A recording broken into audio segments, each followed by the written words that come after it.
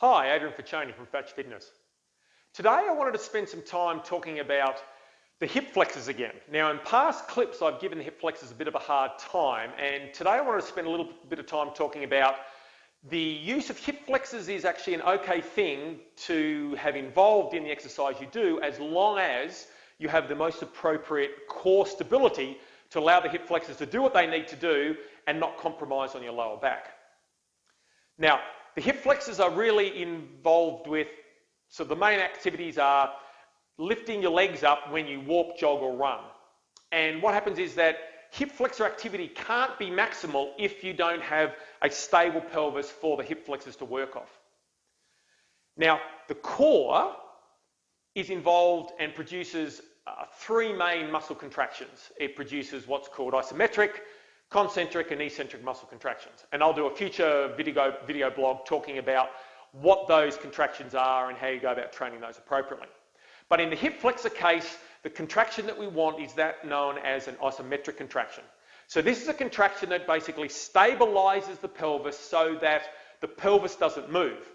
And we talked about abdominal bracing and those sorts of activities to try and develop a really strong core to keep the pelvis stable.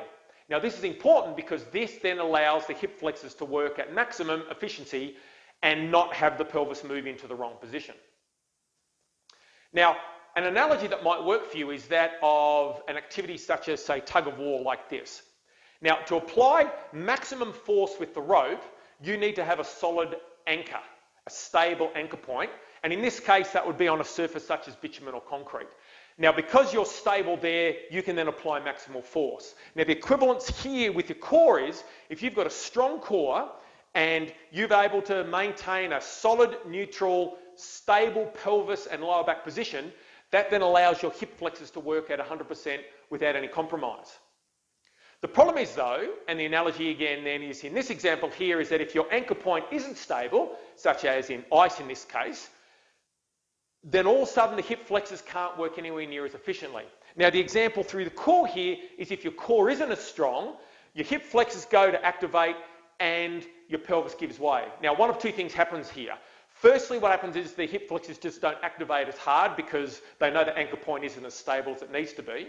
Or if the hip flexors do try to activate hard, what happens is the pelvis then moves into an anterior pelvic tilt, which you know is both bad for your lower back and for your posture.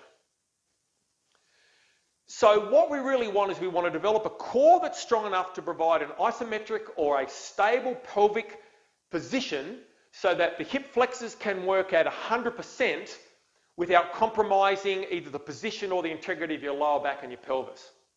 Now this is exactly the same for these advanced exercises I've talked about previously. Incline sit-ups, ab roller, leg raises and lowers.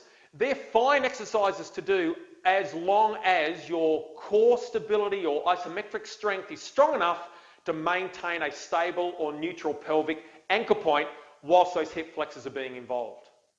Now the goal of future clips is going to be to take you through all the appropriate exercises that you can do to develop this core strength to allow your hip flexors to be involved so that you don't place your lower back at risk.